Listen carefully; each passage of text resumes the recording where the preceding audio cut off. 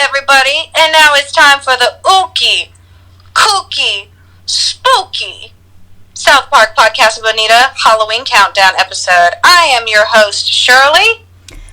And I'm Rachel. I really hope you won't be doing that voice the whole time.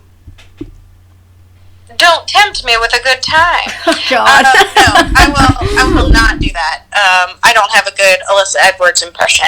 And also, that was the first time I called myself a host. I don't think I'll be doing that again either, because I seriously am not talented enough to be called a host of a podcast. You know what's funny, though, is that in every description of all of our videos, it's hosts Rachel and Shirley, blah, blah, blah. That's what I put in the description. I know you write that, but when I title myself a host, like, that sounds terrible. I feel like I'm infected with parasites or something. You don't identify as a host, is that? I do not identify as a host. I was not assigned host at birth, and I do not identify as host. So, yes. But, you know, speaking of, like, hosts and maggots and being a host of a parasite, that's kind of a spooky transition into today's topic. Wouldn't you say so? I would. So today we are going to count down the 9 South Park Halloween specials. There would be 10, except for the fact that they really only have 9. Specifically Halloween specials. There's some like spooky ooky episodes in there, but they're not labeled as Halloween episodes, so we're not counting them. Right. So do you want to get started with number 9? Yeah, but you have to read it because you have the fucking list. I offered to send it to you, but you were lazy. Exposed. She could have easily sent me the list, but I am that lazy. I'm going to make you work for it this time. Okay, so at number 9, we have Tegridy Farms Halloween Special, which aired on October 30th, 2019, and was the season 23 episode. Yeah, so season 23 episode gives you more than enough reason for it to be, like, in last place at this point. Also, it has Tegridy Farms in the title, and you know how we feel about that. But credit where credit is due. It isn't all the way on the bottom just because of that. I actually like the redeeming quality. It's sad because I love the character of Shelley, but her point, because she's just a foil for Randy in this episode, it makes her storyline kind of like weak and the more boring of the two plot lines. I really like the Butters and the Mummy. I will say that. I thought that was kind of adorable. It was a good little throwback to classic Butters. Oh shit! Yeah, I totally forgot about that whole thing. But yeah, I did like that storyline. See, and that's the sad thing, is that's like the best part of the episode, but this episode isn't good enough that you just kind of forget about the good parts. Right. I also did like the part where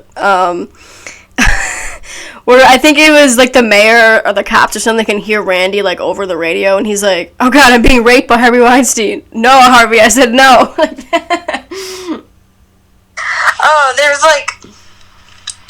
are a couple other things, you know, there are a couple like little jokes here and there, like with it throws back to like the band in China with the Winnie the Pooh stuff and all that, but you know, it's a season 23 episode about Tegridy Farms. They're kind of like, they're all so formulaic. They do the exact same thing.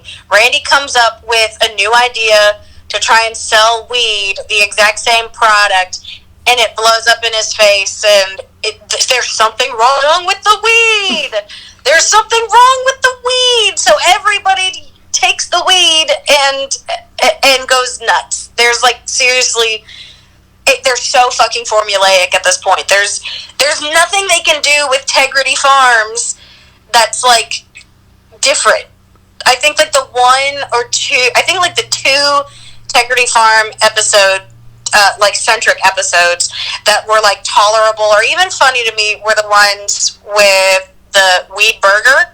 You know, like Let Them Eat Goo, I think is the name of the episode, and then the vaping where they like ripped on vaping. Like that's it. That's the only two things that Tegridy Farms has done that's like not the same. I mean, they're kind of actually the same shit, but at least they're slightly funnier.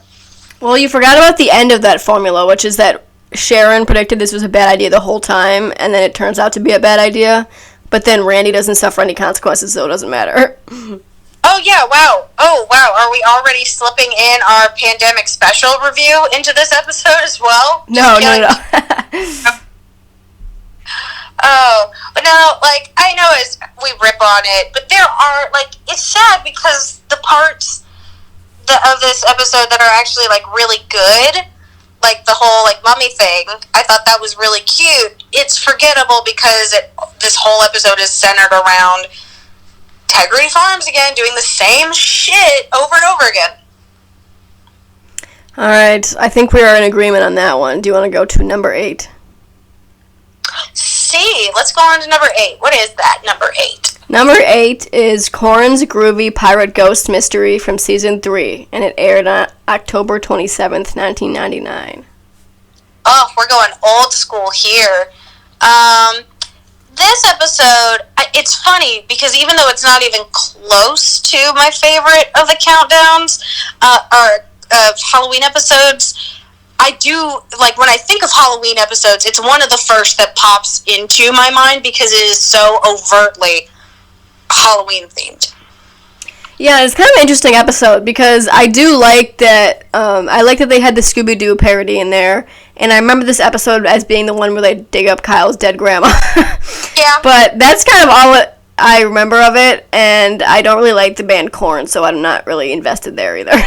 Yeah, that's the thing is I actually asked Rachel to move this one up from the number 8 spot into the from the number 7 into the number 8 spot, just because I'm like, I mean, it's a cool kind of cameo if you're a fan of Korn, but I never really was. But I mean, it's fun seeing like the different animation style and everything. It's very old South Park.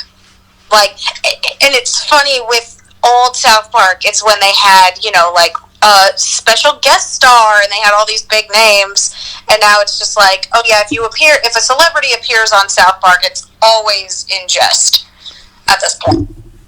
Like, I think the last major celebrity voice they had on there was fucking Elon Musk, and he can go eat shit, so. That's not true. They had Winnie the Pooh, and he got murdered by Randy, remember?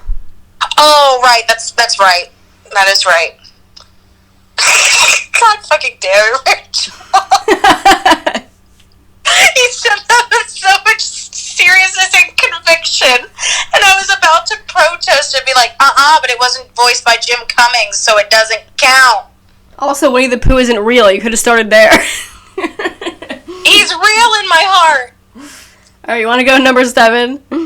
Oh, yeah, there really wasn't much to say about Korn's Groovy Pirate Mystery, only that it was slightly better than the other one. This one, number 7, is another Halloween episode that also has a lot to do with Harvey Weinstein, and that is Sons of Witches, which is a season 21 episode that aired on October 25th, 2017. And some people may be surprised that I asked for this one to be slightly higher than a classic episode, but I thought this one was clever. This episode, even though it does have kind of like a tied storyline to season 21's, like, after the mess that was season 20, they kind of slowed down the season 21 with the serialization. It came back in full force with Tegridy Farms, but it was a little bit more it was a little bit more diluted in season 21, so this episode can stand on its own without, like, the Tegridy Farm storyline or whatever, so I can watch it by itself and enjoy it. I think the whole Heidi and Cartman thing is really fucking funny, where he just wants to go to the fucking pumpkin patch and pick the shit and everything. I'm talking about the right episode, right? I think so. I'm pretty sure it's this one. I'm not having a senior moment right now because I just had this moment of panic. I'm like, what if that's a completely different episode? But no, the witches are like, I just remember this is like what sticks with me, and it's enough of a laugh to make me put it at this spot in the countdown, where like they need to go to the scariest part in town. It's the fucking Ross Dress for Less. Oh. I also like Cartman's whole scheme where he's, like, trying to get Heidi, like, kidnapped by a fucking witch. Yes, exactly. So, yeah, I was talking about the right episode. I had this tiny moment of panic where that's not what it was. But, so, no, this one had a lot of good running jokes in it. And even though it's from a season that I don't particularly care for, I can appreciate it on its own. I think, like, the whole group of South Park's men just going into the woods and getting so fucking high and pretending they're witches and putting hexes on the Patriots. I think that's fun. That was kind of funny. Yeah, that does have some good jokes. It uses Randy in a way that's not super annoying because all the other dads are there.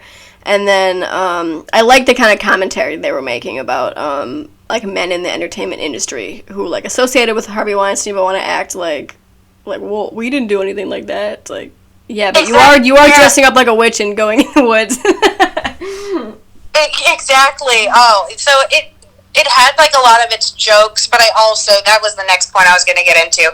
I really do appreciate its commentary because most of the time the Halloween episodes don't have a huge like commentary message or satirical message. They're just trying to be funny in a casual kind of way. But this one actually really did have, you know, a really big message about who you associate with and who you choose to condemn versus what you condone. So, yeah, actually not a bad episode. So I'm happy it's on. I convinced Rachel to put it up a little bit higher on the list. Speaking of the list, do you want to go to number 6? See, let's do it. All right, number 6 is The Scoots, season 22 episode that aired on Halloween of 2018. Yeah, so, this one, I like it. One of my favorite things about it is the is the title of the episode, because my dad's side of the family calls the runs the Scoots. Oh, he's got the Scoots. So every time I hear that, that's what I think of. Whenever I think of this episode, I always think of that visual of, like, Mr. Mackey driving his truck up to that huge cliff and, like, throwing the scooters over, like, Mr. Grinch style. Yes. Yeah, and I love that it really was, you know, kind of a mild Grinch parody there a little bit. There are a couple of nods to that here and there. This one has a lot of good laughs, but I really like it because it focuses on characters that don't get a whole lot of spotlight. Like, the main character in this episode is pretty much Mr. Mackey and Kenny. Yeah, Kenny episode. You know we had to drink it high. Almost, like, I can't believe he has to share the spotlight with Mr. Mackey. Yeah, what a weird duo. I like Mackey in this episode. I think he's, like, perfect to be this one because he's also the character in the Taming Strange episode. I can't remember the name. Intellilink. I think that was the name of the thing. He always gets frustrated. He's the perfect person to get frustrated with technology. So it's really weird that he's the niche character to fill that need, but... Yeah, I also liked the narration that this episode had that was revealed to be Kenny at the end. That's kind of like, it made it a little more unique. Yeah. This one has like a lot of good story elements to it. Like it's higher on the list because it has a lot of clever details in it. I like the details of this episode. Yeah, agree. It's not even really I will say this kind of, the e-scooters, I had no clue what they were because at the time of this episode, I lived in the middle of bumfuck nowhere with rednecks everywhere. So we, you know, I was never exposed to these e-scooters. I had no clue what they were. Well, I went further in Atlanta, where it's, you know, a real city, and yeah, they were everywhere. So I didn't realize these scooters were a thing until I saw this episode. So it kind of alienates a little bit of an audience if you don't live in a major city. But I mean, even then, they were able to explain what they were And it was fine. So the story isn't like my absolute favorite part of the episode. I think the details and the characters are the best part. Yeah, totally. All right, do you want to go on to number 5? Let's do it. Number 5 is Pinkeye from season 1 that aired on October 29th, 1997. Oh, the one that started it all. Am I right? Yeah, I love this one. It's an oldie but a goodie. It's an oldie but a decenty. Wow. I'm kidding. This one is actually pretty adorable. It is very classic South Park. It's as old as it gets. It's the very first Halloween episode that aired, so it had its own cute little intro with the little jack-o'-lanterns. But there was, it can be forgettable because it is so old. But, it's got the classic chef and everything. Everybody's dying for what they assume is pink eye. It feels a little bit like its tone and everything reminds me of like Simpsons Treehouse of Horror episodes. Like the whole vibe and the feeling and the way people react to things, it feels like a Simpsons Treehouse of Horror skit. Well, I've never seen The Simpsons, so I can't speak to that. But I like the episode a lot because it's very much a blend of what made older South Park really great, which it has like this wild, ridiculous plot of like Kenny dying and spreading like this zombie virus to everyone, and it's a whole thing, and then Kyle has to cut him in half with a chainsaw. But then it also has this like kind of sweet kid storyline where like Stan's mad at Wendy because like she made him look like an idiot by like dressing up as a werewolf and he's Raggedy Andy. I thought that both those storylines were really cute together and really funny. Yeah, that is very reminiscent of an old South Park episode because it focuses on you have such a juxtaposition of these really adult themes and then total child innocence, like things that are just so reminiscent of your childhood. So I think that's very classic South Park. So, and also we have Chef doing Thriller. You can't forget that. You can't be too upset because there's Chef in there. Man, remember Chef? Oh gosh, I saw like a cosplay show up of Chef. I'm like, damn.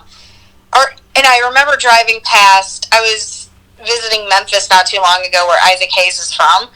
And I believe that's where he's from because there were Isaac Hayes memorials like everywhere. And it just got me thinking, I'm like, damn, Chef used to be like a major character and he hasn't been on the show in like, I don't know, a decade and a half at this point. Yeah. He was in the Stick of Truth. I will say that. His zombie form of himself was in the Stick of Truth, but that was it. Well, speaking of Chef, he is in our number 4 pick, Spookyfish. From season 2, it aired on October 28th, 1997. Wait, take it away. That can't be right. I think it's 98. I think I wrote it down wrong. I like Spookyfish a lot. Professional. I know.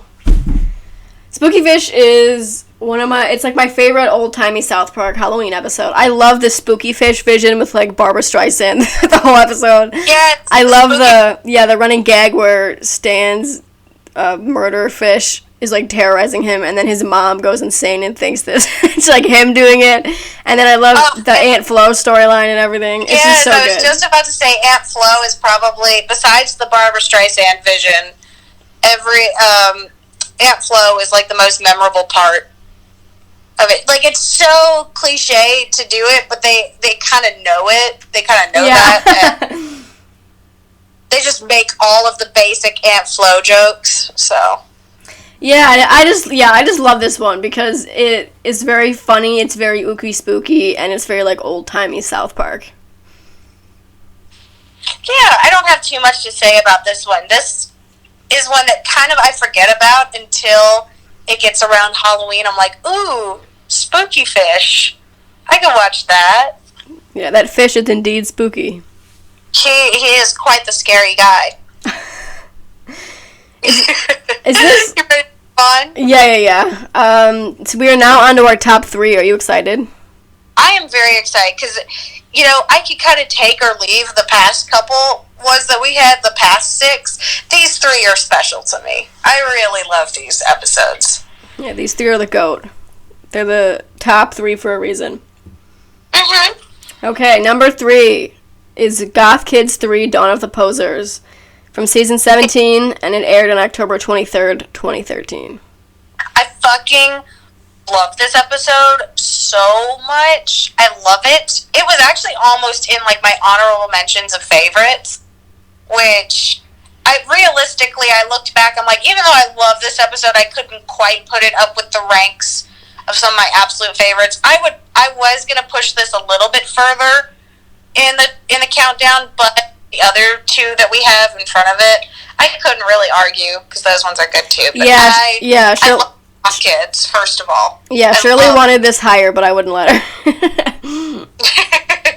I love the Goth Kids. I love the idea of them sending them to, a goth conversion camp, essentially. And it's a fucking, it's a prank show. Oh, yeah. At the end, and it's just so wild. I love it. I think it's just so clever. And, I'm always down for an episode that focuses on a character that we don't see a whole lot of screen time of, especially, these super niche characters. Like the Goth Kids, somebody could look at them and not really, besides the art style, not even realize they're South Park characters. Right. So only for us true fans.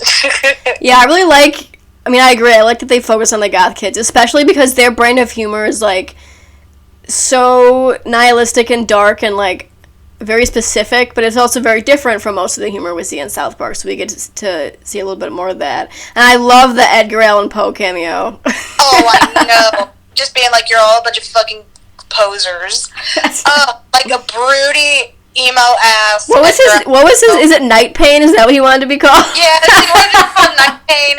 And I know, even though I love the Goth Kids, I'm sorry, as much as Edgar Allan Poe doesn't want to admit it, in this episode, he's an emo kid, not a goth kid. Yeah. He's an emo kid, not a goth kid at all.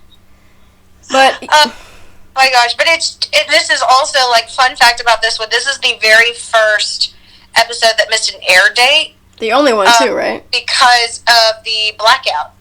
So this was the blackout episode, as the studios have, begun to title it, where they actually explained it, I think, on the DVD commentary, where somebody literally just, plowed into a power source on the street, and it knocked out all their power, and they couldn't get back to it at all. So I think the South Park Twitter and all the social media just had pictures of Matt and Trey with their head in their hands, just in a dark building.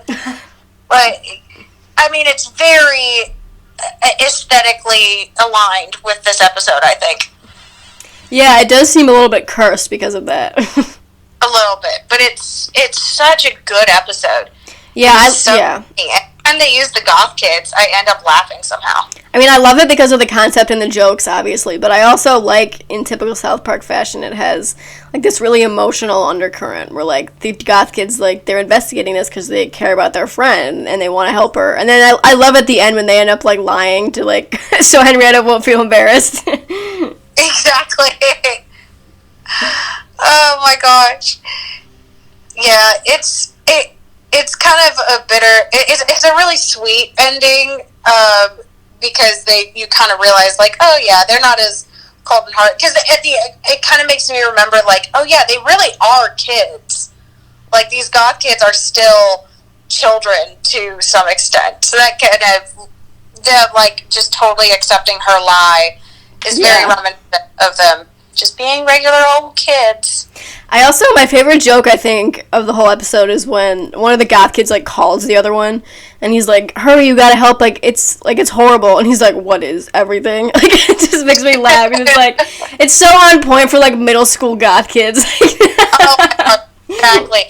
Oh, and the ringtone is Death and Despair. Yeah. Death and just all around, like, such a great episode. I love the rivalry that they have with the vamp and the emo kids and people not knowing the difference between them. Like, it even appears in the Fracture Butthole DLC content, the Casa Bonita side quest and all of that. So, yeah. I love it, and we get an excuse to just see the goth kids be total hypocrites. Right. It's like looking in a time capsule of my middle school days. I know. Okay, we talked about that one a lot. You ready to move on to number 2? Yes, number 2 is A Nightmare on FaceTime from season 16, and it aired on October 24th, 2012. What a classic episode. Oh, I know. Well, let me start this off by saying, I didn't really think this episode was that old until I realized one of the jokes was about Oppa Gangnam Style. And I was like, damn, this episode's ancient. Shit. That's some 2012 shit right there. Oh my god, yeah. I just realized that, like, how one of the jokes is that the cast and party, everyone's, like, Oppa.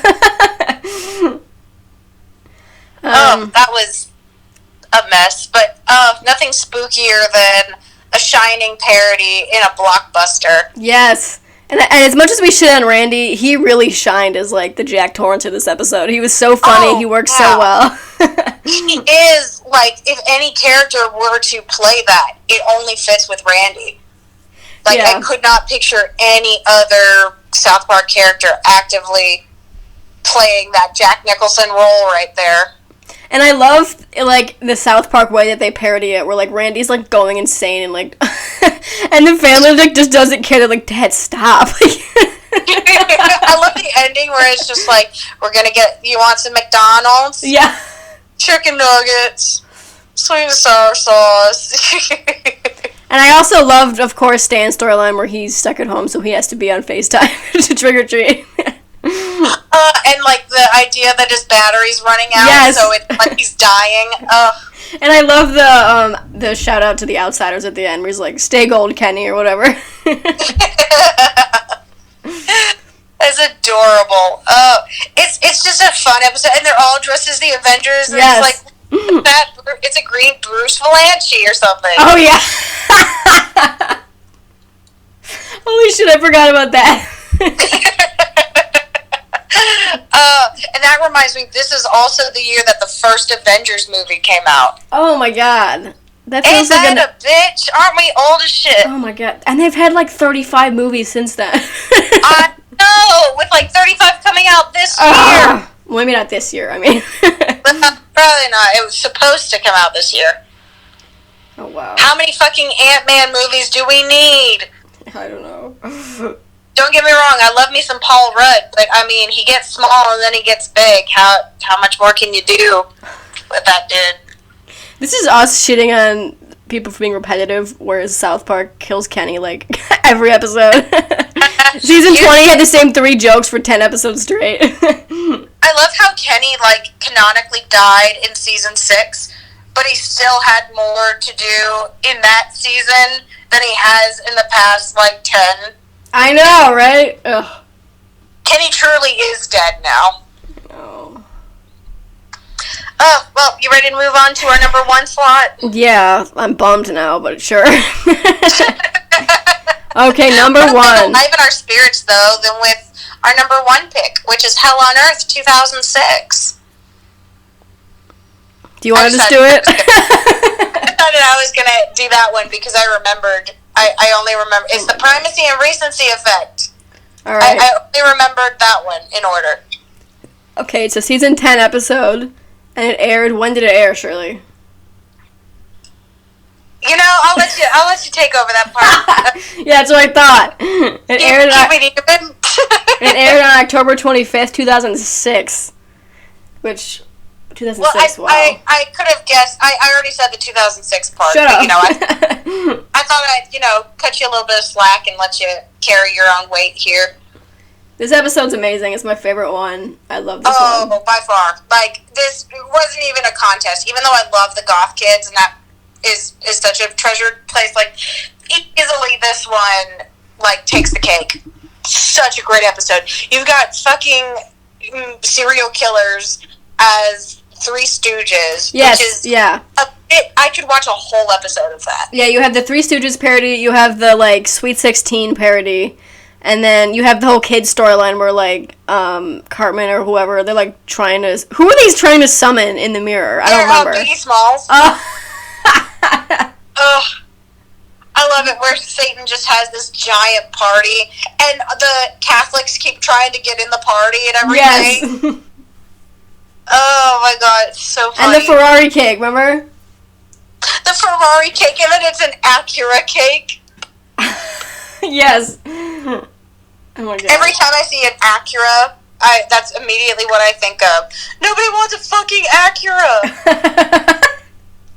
I wanted a Ferrari cake. And I love the storyline where, like, what is it that, like, Satan's, like, creepy sidekick or whatever, and then Satan ends up, like, making him change because he likes his costume better. Yes. He's like, nobody can be the fucking crow. That's lame, and then he's the crow. Yeah. I fucking love this episode. Like, it's just so... you can't go wrong with a Sweet... Because they could have easily done the Sweet 16 parody with any character. Like but Cartman, the fact that it's Satan just works so well. It works so well. And it gives them a lot more room to explore, because, like, it kind of explains away, like, oh, why is he having this huge party? Who's coming? And it has the whole hell angle, which is funny. But yeah, they did a great job. I love it because I love it when, Butters is the one to summon Biggie Smalls. Yeah. And in his little footy pajamas, the whole episode has to basically take him to Satan's massive party. Yes, because Biggie wants to go. I love one of my favorite scenes is the part at the beginning at, like, Cartman's sleepover or whatever, where they dare him to do it, and then I think at the end, like, someone, like, opens the door and Cartman, like, shits himself. You guys, I just grabbed my pants.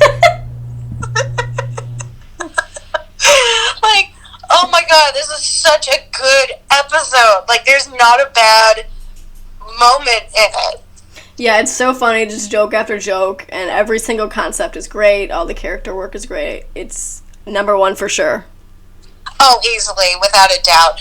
And I know this sounds probably cruel, but, like, Halloween episodes, you know, it's not as well-versed of a holiday and as heavily celebrated of a holiday as Christmas is, so it's kind of a not fair comparison. I know we did our Christmas countdown a couple years ago, so there's more content to do a Christmas countdown, and there are better episodes, but I look at this, you know, Hell on Earth 2006, I'm like, damn, this one Halloween episode, like, blows half of those Christmas episodes out of the water. I know, right? It's so funny. It is so good. Well, because Christmas has that like sentimental part that's like automatically attached to it, which sometimes can work in its advantage, but Halloween just allows you to just be gross and scary and have nonstop jokes. Exactly. Like, it's perfectly normal to have Jeffrey Dahmer, Ted Bundy, and John Wayne Gacy, like, trying to make a Ferrari cake. So